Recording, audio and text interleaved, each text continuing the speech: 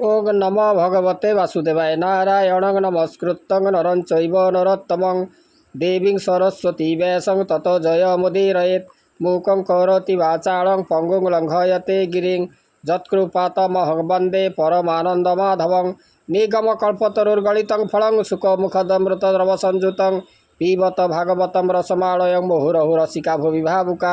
आज आम अति बड़ी जगन्नाथ दास कृत ओडिया भागवत चतुर्थ स्कंद पंचविंश अध्यायर तृतीय भाग आलोचना करवा। ये जो पंचविंश अध्यायर जो तृतीय भाग में वर्णना रही पुरंजनकर कथा। राजा पुरंजन किभली भाव में नारी वश हो से निजर धर्म कर्म को से भूली जाते नारी मोहरे से पड़ी तार परिणति कौन होता शेष परिणति कौन होता नारद से संपर्क में जो प्राचीन नरपति निकट में ताहा वर्णना करुँचे जे अनंग पीड़े ये जो राजा पुरंजन से जिते हिमालय भ्रमण करुले से दिव्य सुंदरी नारी को से देखी से जो नारी बसरे से दिन राति मजी रही जो परवर्ती कौन है से विषय आज आम जाना।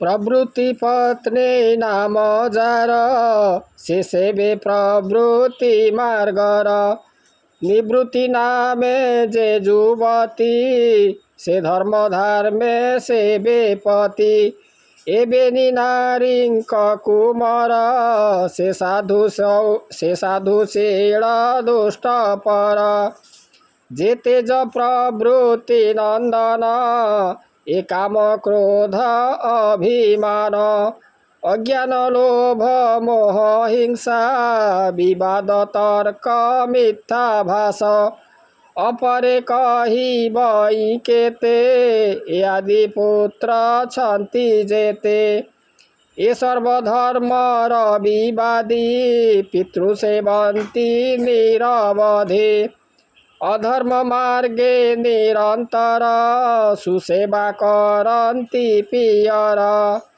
जे काम भोग तुम्भ इच्छा दे पारिबे तुम्भ वांछा एणु ए तुम्भ संगे थिबे सेवादि कर्म रे तो शिवे यहाँ क्षणे न छाड़ब आंभर जेते दया थिब ए जेते निवृत्ति नंदन दया विवेक धर्म ज्ञान क्षमा संतोष धीर शांति ए अनुक्रमे जेते छंती अधर्म मार्गे ए दारुण बांछन्ति पितार मरण ए निश्चय मारी निज तात रखिबे पितार पितांत एणु एहांकु न तेजीव भोगादि वांछा जेबे हेब ए दुष्ट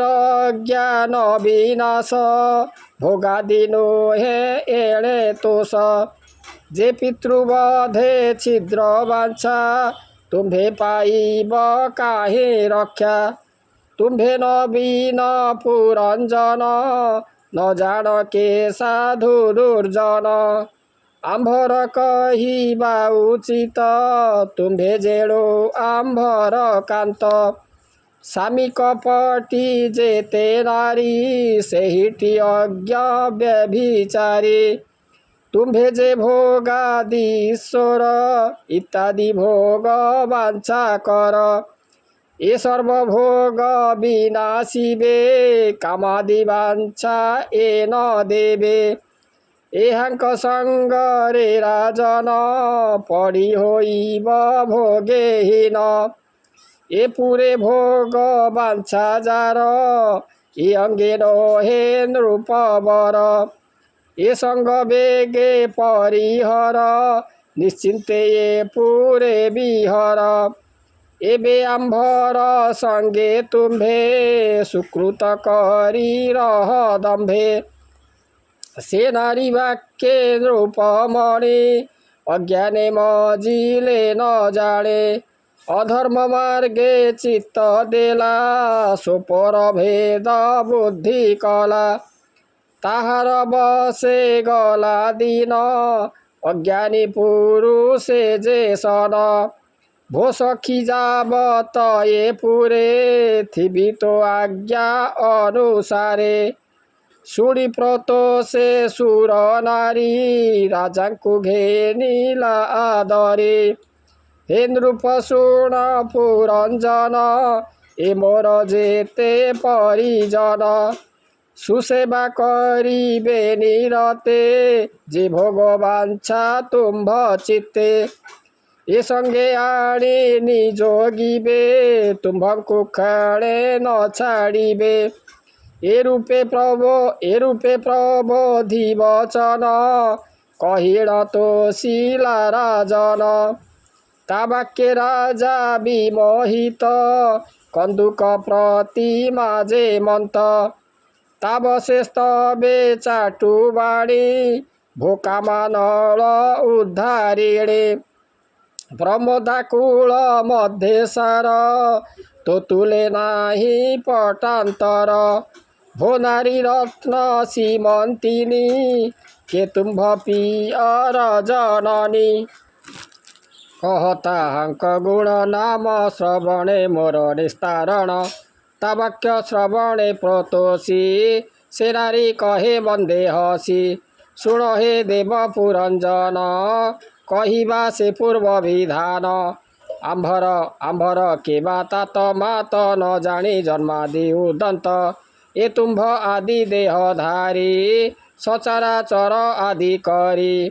ଈଶ୍ୱର ସ୍ୱଇଚ୍ଛା ବିହରେ ପ୍ରକୃତି ଭେଦେ ସୃଷ୍ଟି କରେ। ଏ ଘେନି କେ ଜାଣେ ତଦନ୍ତ ଏ ମାୟା ଜଡ଼େ ଯେ ଜଡ଼ିତ। ସ୍ୱନାମ କୋତ୍ରେ କିବା ଫଳ ମୋ ଭାଗ୍ୟେ ତୁମ୍ଭେ ଯେ ମିଳିଣ। ଆଜ ମୋ ଭାଗ୍ୟ ଅଗୋଚର ଦେଖିଲି ନୟନ ଗୋଚର। ଯାକୁ ଅଷ୍ଟାଙ୍ଗ ଯୋଗ ଧ୍ୟାନେ ଯୋଗୀ ଭାବନ୍ତି ଅନୁଦିନେ। ଯେ ତୁମ୍ଭେ ମୋ ଭାଗ୍ୟେ ଆଗତ ଏଣୁ ମୁଁ ମଣିଲି ଅଦ୍ଭୁତ। ଏ ପୁରେ କରିବା ବିଶ୍ରାମ ଭୁଞ୍ଜ ସୋ ଇଚ୍ଛା ସୁଖେ କାମ। ମୁଁ ସର୍ବ ପୁଣି ନିଯୋଗିବି ଏହାଙ୍କ ସଙ୍ଗେ ମୁଁ ସେବିବି। ମୋ ସଙ୍ଗେ କର ରତି ଯୋଗ ଏ ଶତ ସମ୍ବତ୍ସର ଭୋଗ। ଏ ତୁମ୍ଭ ବିନା ଯେ ବାଜନ କେ ରତି କରେ ତା ସଙ୍ଗେଣ। ସେ ଅପଣ୍ଡିତ ହୀନ ଦେହି ତା ରତି ରଙ୍ଗେ ଜ୍ଞାନ ନାହିଁ। ନାହିଁ ଯାହାର ଲୋକ ଚିନ୍ତା ନ ଜାଣେ କାଳର କରତା। କେବଳ ପଶୁ ତୁଲ୍ୟ ସେହି ତା ସଙ୍ଗେ କେବା ବିଳସଇ। ଏ ପୁରେ ସର୍ବଧର୍ମ ସିଦ୍ଧି ଧର୍ମାର୍ଥ କାମ ମୋକ୍ଷ ଆଦି।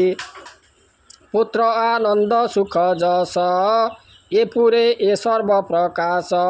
ଯେ ଲୋକ ନିର୍ମଳ ବିଶୋକ ଯାକୁ ଭାବନ୍ତି ଜ୍ଞାନୀ ଲୋକ। ଯେ ଲୋକ ଏଥି ସାଧି ପାଇ ଏଣୁ ଏ ପୁର ସୁଖମୟୀ। ପିତୃଦେବତା ମହାରୁଷି ସୁଖ ଲଭନ୍ତି ଯହିଁ ଆସି। ଏ ଭାବେ ଗୃହସ୍ଥ ଆଶ୍ରମ ରଖଇ ସର୍ବଲୋକ ଧର୍ମ। ଏଣୁ ଏ ପୁରେ କର୍ମେ ଥାଇ ଯେ ଭୋଗ ବାଞ୍ଛା ନ ଇଚ୍ଛଇ। କେ ଅବା ସେ ଅଜ୍ଞାନବତୀ ତୁମ୍ଭର ପ୍ରାୟ ପାଇପତି। ବିହାର ନ କରେ ତା ତୁଲେ ସୁସ୍ୱାମୀ ଆସି ଯେବେ ମିଳେ। ବ୍ୟର୍ଥ ସେ ନାରୀର ଜୀବନ ତେଜିଏ ଭୁଜ ଆଲିଙ୍ଗନ। ଯେବେ ସୁଦୟା ମୋତେ ହେବ ସତେ ବରଷ ଏଥି ଥିବ। ଏମନ୍ତ ତା ବାକ୍ये ରାଜନ ସେ ନାରୀ ସଙ୍ଗେ ପୁରଞ୍ଜନ।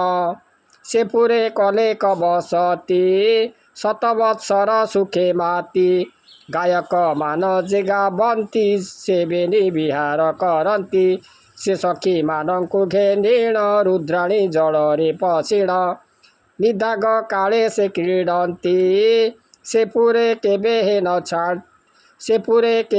ଛାଡ଼ନ୍ତି। ସେ ପୁରେ ଈଶ୍ୱରଟି ସେହି ତାହାକୁ ନ ଜାଣନ୍ତି କେହି। ତା ପୂର୍ବ ପଞ୍ଚଶ୍ରେଷ୍ଠ ଦ୍ୱାର ଅଗ୍ରେ କହିବା ନାମ ତାର। ଖୋଦତ ଅବୁମୁଖୀ ଦୁଇ ଏହାର ରୂପ ସମ୍ପାଦଇ।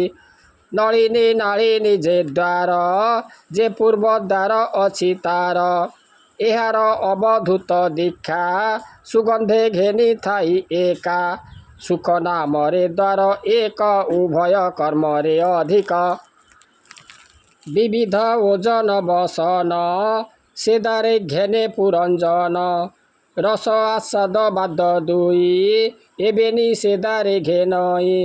ପିତୃହୁ ଦେବହୁ ଯେ ନାମ ଏବେ ନିଦାର ଦକ୍ଷ ନାମ ସେଦାରେ ବିଷୟ ରାଜନ ସର୍ବଦା କଲେ ଆସ୍ୱାଦନ ଦକ୍ଷିଣ ଉତ୍ତର ପଞ୍ଚାଳ ରାଜପାଳ ମହିପାଳ ପଶ୍ଚିମ ଅସୁରିତା ନାମ ସେବେ ନିଦାରେ ଯେଝା କର୍ମ ଶ୍ରୀମଳ ନାମେ ସେ ବିଜୟ ଯାହାକୁ ବୋଲି ହବ ବାହ ସେଦାରେ ପ୍ରଜା ଉତ୍ତପତି ଦୁର୍ମଦ ସହିତେ ନୃପତି ନୈଋତ ନାମଟି ଯାହାର ବଳ ଉତ୍ସର୍ଗେ ସେହି ଦାର ବୈଶେଷ ବିଷୟକୁ ଯାଇ ଲୁବ୍ଧକ ଯନ୍ତ୍ରୀ ବୈଶେଷ ବିଷୟକୁ ଯାଇ ଲୁବ୍ଧକ ମନ୍ତ୍ରୀ ସଙ୍ଗେ ଥାଇ ଏପୁରେ ଯେତେକ ଅଛନ୍ତି ଏ କେହି ଅନ୍ଧ ସେ ନୁହନ୍ତି ନିର୍ବାକ ପେଶୀ ଶୀତ ଦୁଇ ଏବେନି ଅନ୍ଧ ରୂପେ ତହିଁ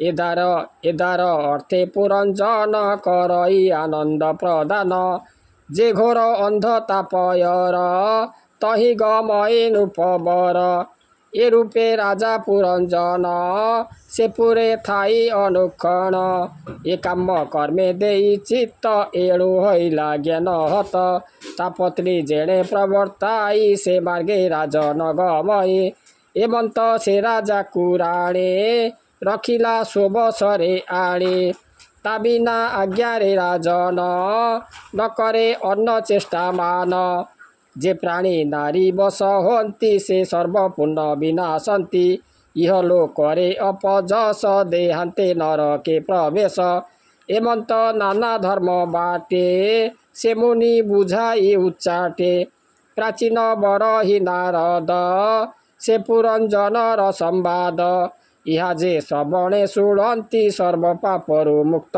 ହନ୍ତି କହଇ ବିପ୍ର ଜଗନ୍ନାଥ ଭାଷା ପ୍ରବନ୍ଧେ ଭାଗବତ इति श्रीमद्भागवते महापुराणे परमहंसां संहितायां 82 चतुर्थ स्कंदे पुरंजन उपाख्याने नाम 25 अध्याय। ओं नमो भगवते वासुदेवाय।